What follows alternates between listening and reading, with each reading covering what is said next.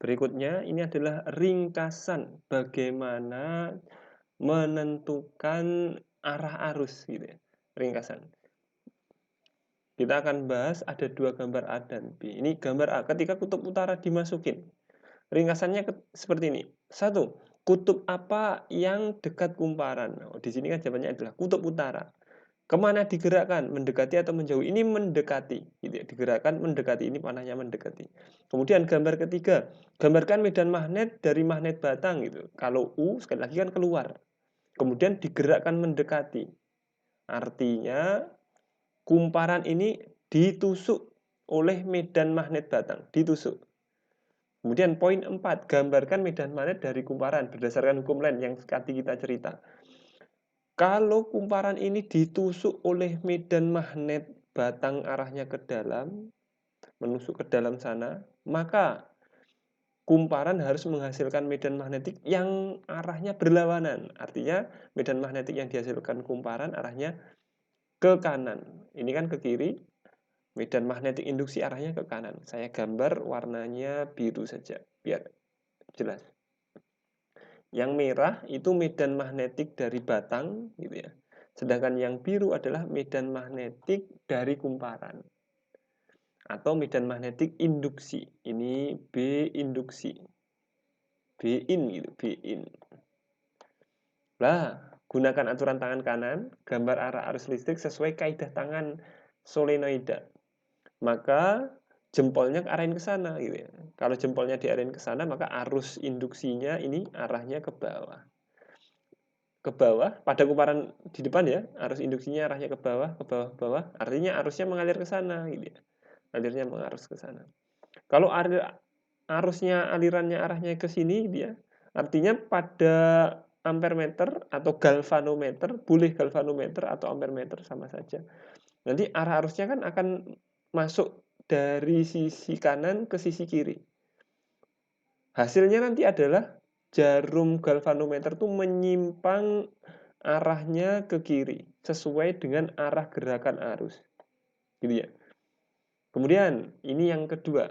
Nanti biar penjelasannya tuh kalau ada 2 semoga ingat. Saya ganti warna. Ini. Pertama, medan magnet di dekatnya ini U. Kemudian digerakin kemana? Menjauhi. Gerakin menjauhi. Kemudian gambarkan medan magnetik. Medan magnetiknya kan tadi kalau U kan menusuk ya, menusuk. Tapi dia disedot gitu, disedot artinya ditarik ke sana.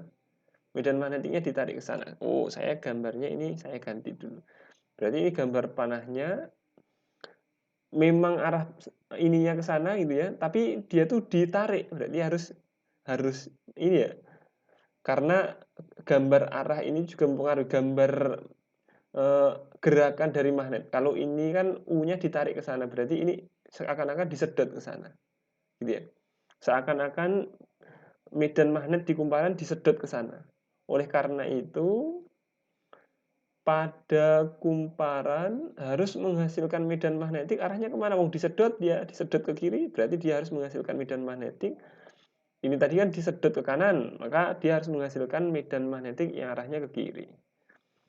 Artinya medan magnetiknya keluar dari sini. Kalau keluar dari sini berarti di sini U, di sini S gitu ya. Arahkan tangan kanan, arahkan jempol sesuai dengan arah B. Berarti jempolnya arahnya ke kiri. Nanti akan diketahui pada kumparan depan arah arusnya ke sana, ke atas. Kita urutkan berarti di sini arah arusnya ke bawah gitu ya. Seret. Artinya nanti arusnya itu akan masuk dari kiri galvanometer kemudian keluar ke sisi kanan galvanometer. Sehingga jarumnya menyimpang ke sana gitu ya. Seret. Semoga ingat. Ini ringkasannya. Jadi kutub apa yang dekat kumparan, digerakkan kemana, gambarkan medan magnetik pada magnet batang, gambarkan medan magnetik pada kumparan, ingat hukum Lenz, berlawanan dengan arah medan magnet pada magnet batang. Kemudian gambarkan arah arus. Selanjutnya yang keenam, gambarkan arah, yang keenam itu gambarkan arah simpangan galvanometer. Selanjutnya kita bahas sekarang persamaan. Tegangan listrik yang dihasilkan dalam peristiwa induksi elektromagnetik itu diterjemahkan oleh Faraday. Kalau arah-arah tadi itu hukum lain. Sekarang kalau persamaannya itu yang memunculkan adalah Faraday. GGL induksi, GGL itu sama dengan tegangan yang dihasilkan dalam peristiwa tadi dituliskan dalam persamaan N d flux per dt. N banyaknya lilitan, flux ingat B kali A. Per dt itu artinya kalau d flux per dt itu semacam turunan flux terhadap dt. Artinya gerakan atau perubahan flux terhadap waktu. Jadi digerakkan maju mundur itulah d flux per dt, makna d flux per dt. Nah, tanda min itu hukum Lenz tadi bahwa medan magnetik batang atau medan magnetik yang menginduksi akan menyebabkan kumparan menghasilkan medan magnetik yang berlawanan. Nah, tanda min itu berlawanan tadi. Kalau dia tuh ditusuk, kumparannya ditusuk, maka dia harus menghasilkan medan magnetik melawan gitu ya. Tanda min dimasukkan di situ. Kemudian flux ini apa? B kali A gitu ya. Jadi persamaannya nanti dalam bentuk turunan. Nanti akan saya bahas di selanjutnya. Tetapi kalau baik B maupun A tidak dalam fungsi waktu atau perubahannya itu perubahan kasar gitu. Nanti juga akan dijelaskan. Simbolnya pakai delta, bukan lagi turunan. Kalau dia dalam bentuk turunan, maka B-nya harus fungsi waktu atau A-nya dalam fungsi waktu. Gitu ya. Nanti selanjutnya akan dijelasin. Seperti ini. Saya akan mengingatkan kalian pada turunan. Ini di turunan X terhadap T itu adalah ini bukan turunan X terhadap T ya, tapi turunan T ini. Contohnya keliru. Saya ganti. dt pangkat N per dt atau turunan T pangkat N terhadap dt itu N T pangkat N-1. Gitu ya. Dulu simbolnya kalau di matematika kan X ini harusnya dx pangkat N per dx boleh atau dt pangkat N per dt. Nah, kalau di fisika kita sudah langsung menuliskan dalam simbol medan magnetik di B aja. Artinya B-nya ini merupakan fungsi waktu gitu ya. Turunan B terhadap dt bisa dituliskan ini jadinya 2t kuadrat tambah 4t plus 5 maka turunannya adalah 2 kali 2 4. T-nya dikurangi 1 berarti 4t. Ditambah 4. Ini kan T-nya pangkat 1, 4 dikali 1 4. T-nya 1 kurangi 1. T pangkat 0 kan 1. Ini hasil turunan dari dB per dt. Nah, kita masuk yang langsung Faraday ini. Hukum Faraday tadi kan perubahan flux gitu ya. D dalam kurung BA per dt. Tanda min sekali lagi ini bunyi hukum Lenz. Nanti dalam hitungan tanda min nggak usah diperhatikan, dihiraukan saja tandanya plus.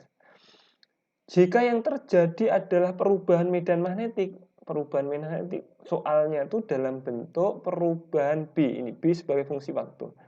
Sedangkan A-nya konstan, maka A-nya dikeluarin gitu ya. Persamaannya GGL induksi sama dengan ini harus ada sama dengan ya. Ini harus sama dengan sama dengannya hilang. N kali A dB per dt. Artinya turunan B terhadap waktu. Begitu juga kalau B-nya itu konstan, ini konstan, sedangkan A-nya berubah terhadap waktu atau A-nya fungsi dari waktu.